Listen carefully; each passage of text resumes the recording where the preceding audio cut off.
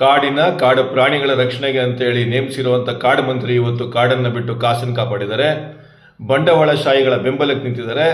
ಮತ್ತು ಅರಣ್ಯ ಇಲಾಖೆಯಲ್ಲಿ ಕೆಲಸ ಮಾಡ್ತಿರುವಂಥ ಒಂದಷ್ಟು ಭ್ರಷ್ಟ ಅಧಿಕಾರಿಗಳನ್ನು ಸಮರ್ಥಿಸ್ಕೊಳ್ಳುವಂಥ ಒಂದು ನಿಲುವನ್ನು ತಗೊಂಡಿದ್ದಾರೆ. ನವೆಂಬರ್ನಲ್ಲಿ ಒಂದರಂತೆ ನಡೆದಂಥ ಏನು ಹುಲಿ ದಾಳಿಗಳಿಂದ ರೈತರು ತಮ್ಮ ಜೀವ ಮತ್ತು ಜೀವನಗಳನ್ನ ಕಳ್ಕೊಂಡಿದ್ರು. ಅದನ್ನು ಮನಗೊಂಡು ಈ ರಾಜ್ಯದ ಮುಖ್ಯಮಂತ್ರಿ ಮತ್ತು ಕಾಡು ಮಂತ್ರಿ ಅರಣ್ಯ ಮಂತ್ರಿಗಳು ಸಫಾರಿಯನ್ನು ನಿಲ್ಲಿಸಿದ್ರು. ಆ ಸಫಾರಿ ನಿಲ್ಲಿಸಿದ ನಂತರ ವೈಜ್ಞಾನಿಕವೋ ಅವೈಜ್ಞಾನಿಕವೋ ಒಟ್ಟಿನಲ್ಲಿ ಹುಲಿ ಸಮಸ್ಯೆ ನಮಗೆ ನಿಂತಿತ್ತು, ಯಾವುದೇ ಸಮಸ್ಯೆಗಳಾಗ್ತಾ ಇರಲಿಲ್ಲ. ಬಂಡವಾಳಶಾಹಿಗಳು ತುಂಬ ನಿರಂತರವಾಗಿ ಅರಣ್ಯ ಮಂತ್ರಿಗಳ ಮೇಲೆ ಒತ್ತಡ ಏರಿ ಮತ್ತೆ ಸಫಾರಿಯನ್ನು ಶುರು ಮಾಡೋದ್ರ ಬಗ್ಗೆ ತುಂಬ ದೊಡ್ಡ ಮಟ್ಟದಲ್ಲಿ ಒತ್ತಡ ಏರ್ತಾ ಇದ್ರು ಅಂತ ನಮಗೆ ತಿಳಿದು ಬಂದಿತ್ತು. ಇವತ್ತು ಒತ್ತಡಕ್ಕೆ ಮಣಿದು ಕಾಸನ್ನ ಕಾಯುವಂಥ ಕೆಲಸಕ್ಕೆ ನಿರ್ಣಯ ತಗೊಂಡಿದ್ದಾರೆ. ಮತ್ತೆ ಸಫಾರಿಯನ್ನು ಶುರು ಮಾಡ್ತೀವಿ ಹಂತವಾಗಿ ಅಂತ ತಿಳಿಸಿದ್ದಾರೆ. ಒಟ್ಟಿನಲ್ಲಿ ಮತ್ತೆ ಈ ರಾಜ್ಯ ಸರ್ಕಾರ, ಈ ರಾಜ್ಯದ ರೈತರು ನಮಗೆ ಲೆಕ್ಕಕ್ಕಿಲ್ಲ, ಕಾಸಿರೋರು ಮಾತ್ರ ಲೆಕ್ಕ. ಯಾಕಂತಂದರೆ ಚುನಾವಣೆ ಬಂದಾಗ ಇವ್ರು ಕೊಡೋ ಕಾಸಲ್ಲೇ ಎಲೆಕ್ಷನ್ಗೆ ಹೋಗಬೇಕು.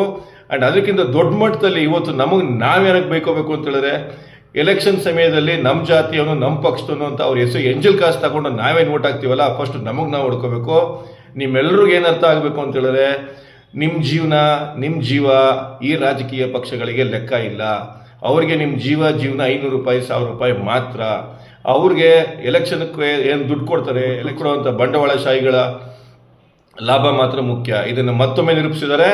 ಇರಲಿ, ನಿಮ್ಮ ಹೋರಾಟ ನೀವು ಮಾಡಿ. ಬಂದಿರ್ತಾರಲ್ಲ, ನಿಮ್ಗೆ ದುಡ್ಡು ಕೊಡ್ತಾರಲ್ಲ, ನಿಮ್ಮ ಗಾಡ್ ಫಾದರ್ಗಳಿದಾರಲ್ಲ, ಅವ್ರನ್ನ ಕಾಪಾಡಕ್ಕೆ ನಿಂತಿದ್ದಾರಲ್ಲ ನೀವುಗಳು, ಅವ್ರ ಹತ್ರ ಈಸ್ಕೊಂಡ್ರೆ ಎಂಜಲ್ ಕಾಸನ್ನ ಕಾಪಾಡೋಕ್ಕೆ ತಾವು ನಿಂತಿದ್ದಾರಲ್ಲ, ನೀವು ನಿಮ್ಮ ಹೋರಾಟ ಮಾಡಿ, ನಾವು ನಮ್ಮ ಹೋರಾಟ ಮಾಡ್ತೀವಿ. ಎಲ್ಲರಿಗಿಂತ ದೊಡ್ಡ ಮಟ್ಟದಲ್ಲಿ ನಾನು ಕೊಡಬೇಕಾಗಿರೋ ಸಂದೇಶ ಯಾರಿಗೆ ಅಂತ ಹೇಳಿದ್ರೆ, ವೀಕೆಂಡ್ ಆದ ತಕ್ಷಣ ಸಫಾರಿ ಅನ್ಕೊಂಡು ಬಂದು ಕಾಡಲ್ಲಿ ಬಿದ್ದು ಸಾಯ್ತಿರಲ್ಲ, ಇನ್ಮೇಲೆ ನೀವು ಕಾಡಿಗೆ ಬರಬೇಡಿ. ಮುಂದಿನ ಪೀಳಿಗೆಗೆ ಕಾಡು ಮುಖ್ಯ, ನಿಮ್ಮ ಮಕ್ಕಳಿಗೆ ಕಾಡು ಮುಖ್ಯ, ಅರಣ್ಯ ಮುಖ್ಯ. ಮಳೆ ಬರಬೇಕು ಅಂದರೆ ಕಾಡಿರಬೇಕು, ಪ್ರಾಣಿ ಇರಬೇಕು. ನಿಮಗೆ ನಿಜವಾಗ್ಲೂ ಪರಿಸರದ ಮೇಲೆ ಅಭಿಮಾನ ಇದ್ದರೆ ನೀವು ಇನ್ಮೇಲೆ ಅರಣ್ಯಕ್ಕೆ ಬರಲ್ಲ, ಸಫಾರಿಗೆ ಹೋಗಲ್ಲ. ದಯವಿಟ್ಟು ಎಲ್ರಿಗೂ ನಾನು ಕೊಡ್ತಾರೆ ಒಂದೇ ಒಂದು ಸಂದೇಶ, ಇನ್ಮೇಲೆ ಸಫಾರಿಗೆ ಬರಬೇಡಿ. ಮತ್ತೆ ಅರಣ್ಯ ಮಂತ್ರಿಗಳೇ, ನೀವು ತಗೊಂಡಿರೋ ಈ ನಿರ್ಧಾರ, ನೀವು ಒತ್ತಡದಲ್ಲಿ ತಗೊಂಡ್ರು ಏನಾದ್ರು ತಗೊಂಡ್ರೆ ನಮಗೆ ಗೊತ್ತಿಲ್ಲ. ನೀವೇ ತಗೊಂಡಿರುವಂಥ ಈ ಸಮಾಜ ವಿರೋಧಿ, ರೈತ ವಿರೋಧಿ, ಅರಣ್ಯ ವಿರೋಧಿ, ಅರಣ್ಯ ಪ್ರಾಣಿಗಳ ವಿರೋಧಿ. ಆದ್ದರಿಂದ ನಾಳೆ ನಾವು ಬಂಡೀಪುರದ ಸಫಾರಿ ಪಾಯಿಂಟ್ಗೆ ಮುತ್ತಿಗೆ ಆಗ್ತಾ ಇದ್ದೀವಿ. ಸಫಾರಿ ಆಗೋಕ್ಕೆ ಯಾವುದೇ ಕಾರಣಕ್ಕೂ ಬಿಡಲ್ಲ. ನಿಮ್ಮ ಧರ್ಮ ಆಗಿತ್ತು ಈ ರಾಜ್ಯದ ಅರಣ್ಯವನ್ನು ಮತ್ತು ಅರಣ್ಯದ ಪ್ರಾಣಿಗಳನ್ನ ಕಾಪಾಡ್ಕೊಳ್ಳೋದಕ್ಕೆ. ಸೋತಿದ್ದೀರಿ, ದೊಡ್ಡ ಮಟ್ಟದಲ್ಲಿ ಸೋತಿದ್ದೀರಿ. ಮಾನ್ಯ ಮುಖ್ಯಮಂತ್ರಿಗಳೇ, ತಾವು ಸೋತಿದ್ದೀರಿ. ಅರಣ್ಯ ಕಾಪಾಡೋದ್ರಲ್ಲಿ ಸೋತಿದ್ದೀರಿ, ಪರಿಸರವನ್ನು ಕಾಪಾಡೋದ್ರಲ್ಲಿ ಸೋತಿದ್ದೀರಿ, ಬಂಡವಾಳಶಾಹಿಗಳನ್ನು ಕಾಪಾಡುವುದರಲ್ಲಿ ನೀವು ಗೆದ್ದಿದ್ದೀರಿ.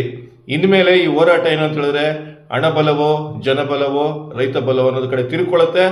ಇದಿಷ್ಟು ಹೋರಾಟಕ್ಕೆ ನಾಂದಿ ಆಡಿದ್ದು ನಿಮ್ಮ ನಿರ್ಣಯ ಅನ್ನೋದು ನೀವು ಯಾವತ್ತೂ ಮರಿಬಾರ್ದು.